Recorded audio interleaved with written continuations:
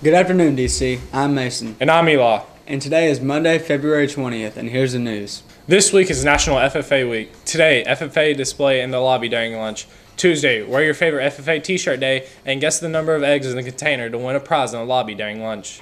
Wednesday, camo/country dress day. Ag Olympics in the lobby during lunch, which includes cornhole, ring toss, and roping plastic cow. Thursday, which is FFA official dress day and free country breakfast for all DC students, including the farm fresh bacon. Yum. Also play guess the weight of the sheep in the lobby during lunch. Friday is wear your favorite farm equipment, clothes, and hat. And there is a tractor pull in the lobby during lunch.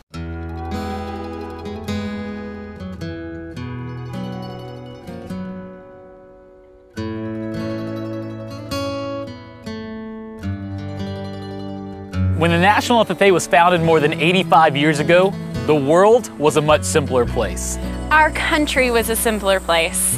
It was a time when about a quarter of all Americans were engaged in agriculture. A time when many farms still operated without electricity. When a short trip to town actually meant a pretty long ride. Times have changed. And agriculture has changed, offering new opportunities and careers in fields like business, education, production, and research. That means FFA has changed too. FFA makes a positive difference in the lives of students by developing their potential for premier leadership, personal growth, and career success through agricultural education. We're strengthening American agriculture and providing our members with the skills needed to build healthy local communities, a strong nation, and a sustainable world. Today, less than 2% of Americans are engaged in production agriculture, but our membership is at an all-time high. And as we've grown, one thing has come to represent the pride we have in our organization. It's not a song or a slogan or a flag. It's a simple blue corduroy jacket. Without it, I'm just one person. Just one voice. But with it, I know that more than 500,000 others have my back. That more than 500,000 others are helping me tackle some of the world's toughest challenges. Like feeding the world, stewarding our natural resources, and finding solutions for agricultural sustainability. And we're doing it together. With the help of our families, our teachers and supporters, we are learning to do, doing to learn, earning to live, and living to serve through our local chapters and state associations and at our conventions and conferences. By becoming thought leaders and advocates for what we know is right. We are the next generation of agriculture, committed, passionate, and proud to be among those who feed the world. Powered by our spirit, guided by our mission. Symbolized by a simple blue corduroy jacket. We are the next generation of agriculture. It's our turn now. Let's show the world what we can achieve together. We are FFA.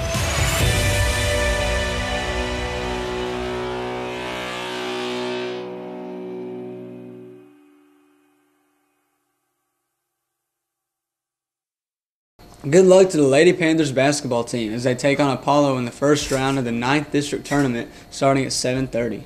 Students, now is the last chance to sign up and take the ACT this school year. The ACT test will take place at DC on April 14th. Go to the ACT website to register at act.org. Deadline to register without late fees is March 9th, just 2 weeks away. If you are a junior or senior, pick up free/reduced lunch. You may pick up a waiver in the guidance office.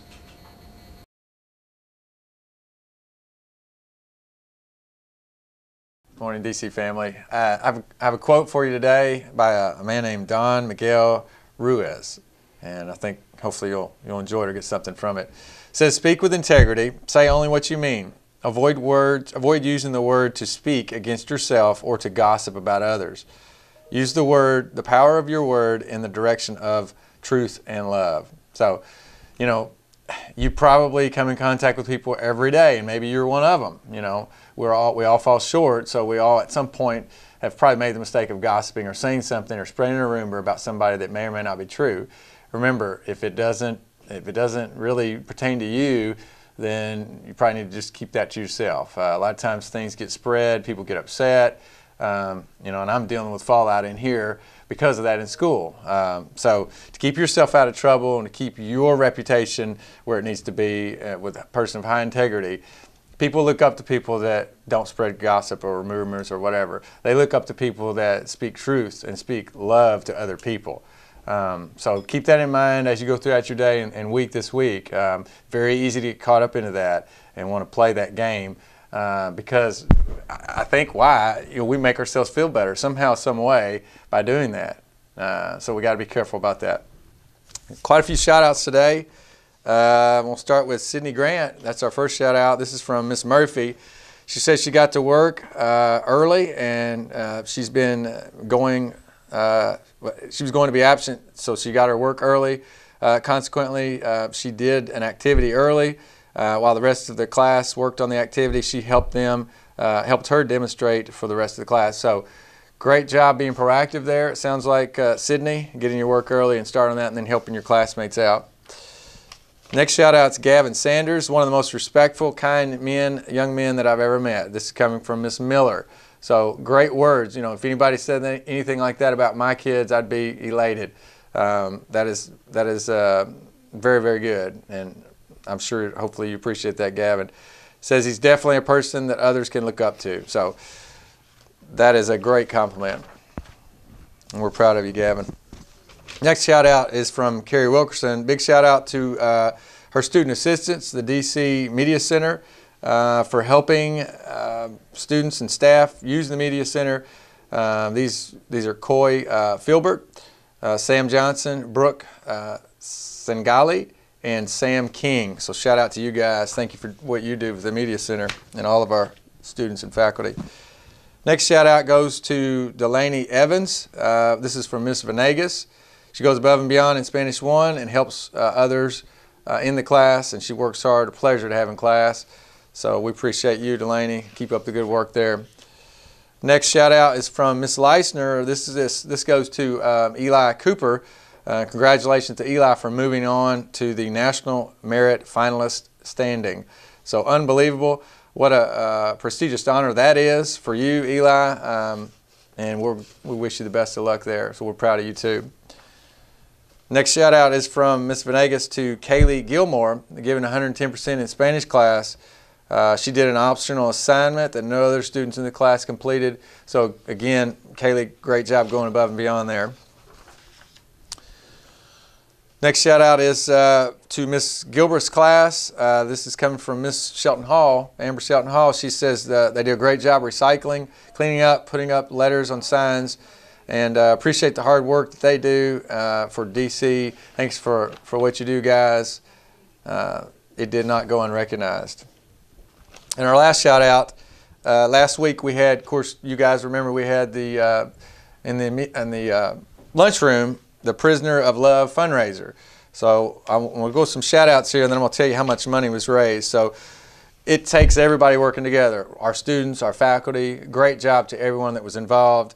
Special shout out to Jacob Kirk. He was in jail for 63 minutes. So a lot of money raised there. And also Baron Williams, he was in jail for 85 minutes. So you guys, thank you for your patience and willingness to do that. Peer tutors, shout out to Emily Roberts, Riley Owens, Hayden Rice, Maddie Shelby, and Logan Hillard. Thank you guys for all that you did to make that happen. Also to the students in Miss Allen's class that did such an awesome job helping raise the money. And shout outs to Hunter Shane, Leland Isbell, Sam Fenwick, and Hannah Baker, and then Lachey Woods. Also want to give a shout out to Connie Osborne. She had a hand in this, gave up her lunch break to work this throughout the week. So she got on the mic a few times. She might have another job there she didn't know about when she gets out of DC. But thank you for all you do. Raised over $800. So great job to the students and faculty for doing that. You guys are great. Of course, I knew you were. Keep doing the good things here at DC, and as always, stay classy, DC. The DCHS academic team competed in the Region 3 Governor's Cup competition on Saturday. DCHS finished second overall and second in quick recall. By placing second, DCHS qualifies for the state championship next month. Congrats to the following students who placed in the top 5 and have qualified for the state competition next month. Eli Cooper finished second and Noah Owen fourth in mathematics. Alec Phelps placed second and Eli Cooper third in science. Christian Vincent finished third in social studies and Andrew Ellis placed third. And Frederick Mendoza Ulkin fourth in language arts and Jordan Carr placed fourth in composition. Congrats to all students who will be representing DCHS at state. This is the last day for Project Eliminate. Key club members will be stopping by each classroom to collect money for Project Eliminate. Money collected will go towards providing vaccines for mothers and children in third world countries. Just a little bit can save a life. There's a poster contest for Public Service Recognition Week. The theme is great people doing great jobs. First place winners will receive $50, second place winners will receive $25, and third place winner will receive $10. The deadline is March 30th. For more information, please check the Art Department Bulletin Board or see an art teacher. Attention all students.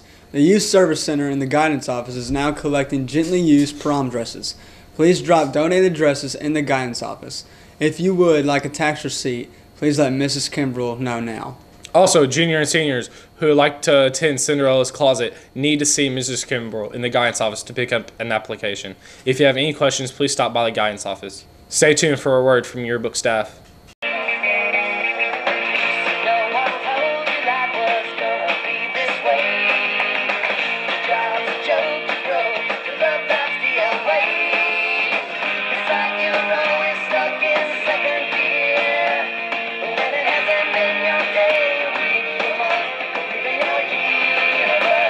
Buy a yearbook.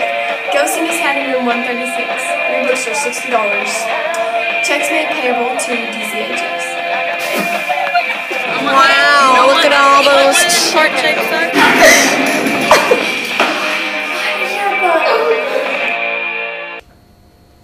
8 p.m. exam registration for Davis County High School is taking place now and closes on March 9th at 3 p.m. The cost is $94 per AP exam. Once registration is complete, students will need to print out a copy of the confirmation page. You will need to print the registration form and return it with a parent or guardian's signature and payment to Mrs. Chris Shaw in Guidance. Please make sure all checks are payable to Davis County High School, and for more information, see Coach Hayden or Ms. Shaw in the Guidance Office. Attention students, don't forget to purchase your 2017 and 2018 yearbook. Yearbooks are $60, and you can stop by Ms. Head's room 136, to purchase your yearbook with cash or a check made payable to DCHS. Buy now before time runs out. Also, if you have not yet purchased a senior ad and would like to do so, please see Mrs. Head in room 136 for details. Here's what's going on today at DC. Today is National Eyelash Day. Stay classy, DC.